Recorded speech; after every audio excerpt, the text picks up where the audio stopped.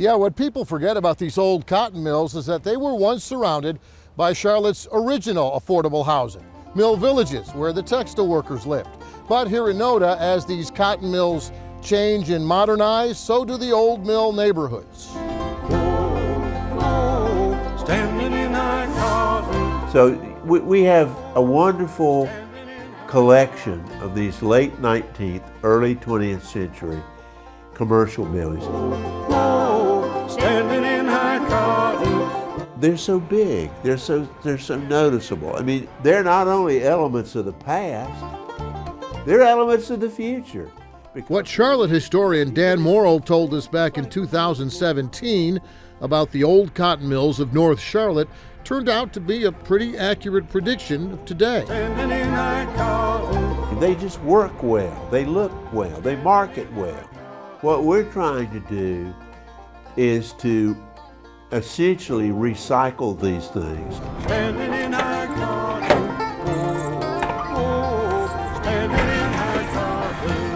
And back then, this was North Charlotte's biggest recycling project, the old Johnston Mill on North Davidson Street.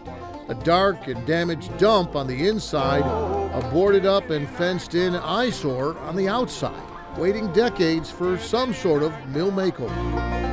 You were in there, I think you have a good idea of what the condition looked like in advance.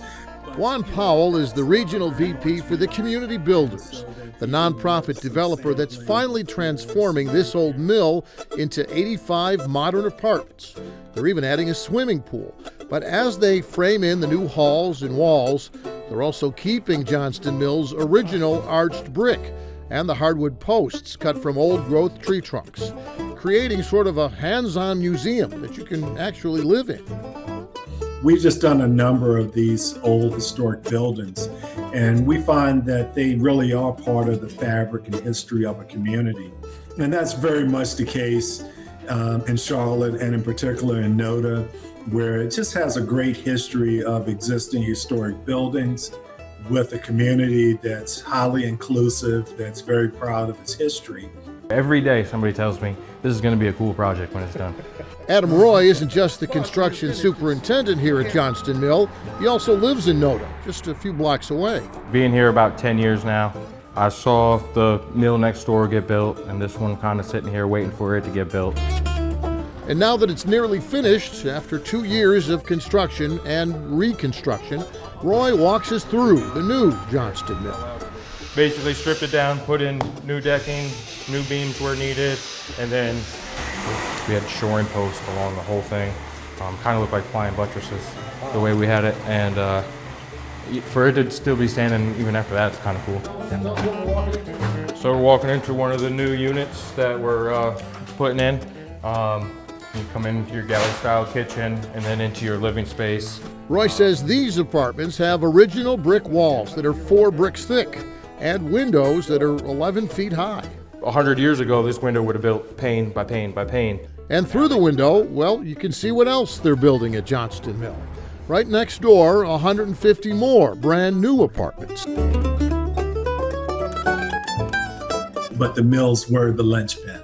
Yep. They really created the interests and the uniqueness to the site, while at the same time creating housing.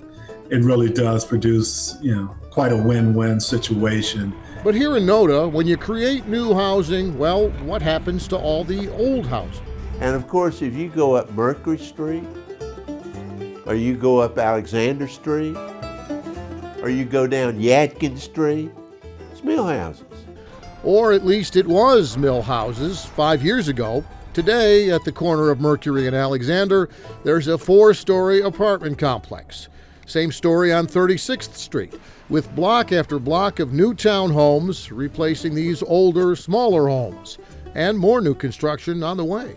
How do you balance the growth that a community needs and the problems like gentrification and displacement? How does a company, try to walk that fine line between the two? For us, that's really key to our mission. Land prices go up, rents go up, and pretty soon the people who have been in that community for generations can no longer afford to be there. Which is why, years before renovating the old Johnston Mill, Powell's company also renovated the Old Mecklenburg Mill right next to it, turning this entire mill into 49 units of affordable housing. The same high ceilings and historic brick walls and tall windows, but here every apartment rents for less than $1,000 a month, with many apartments a lot less. Your rent again is what? That's $700 For a one-bedroom? for one bedroom. Yeah. Wow, that's just about unheard of in Charlotte, isn't it? Yeah, especially this neighborhood. Yeah.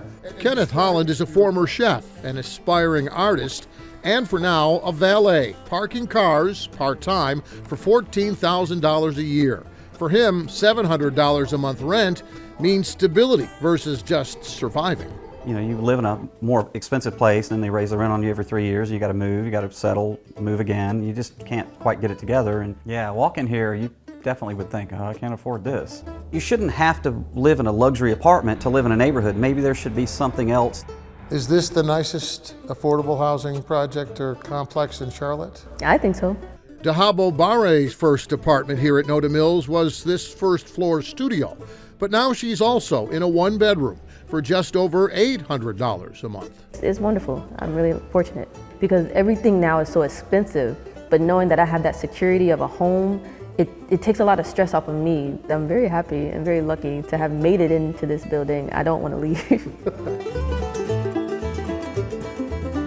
And when you combine the high-quality, low-rent apartments at this mill and 15 more units they're adding at Johnston Mill next door, well, that's up to 65 units, and that means 65 working-class families or individuals with a place to call home, a place they can actually afford. Thanks for watching, and if you don't want to miss any more great regional stories, please subscribe to our PBS Charlotte YouTube channel.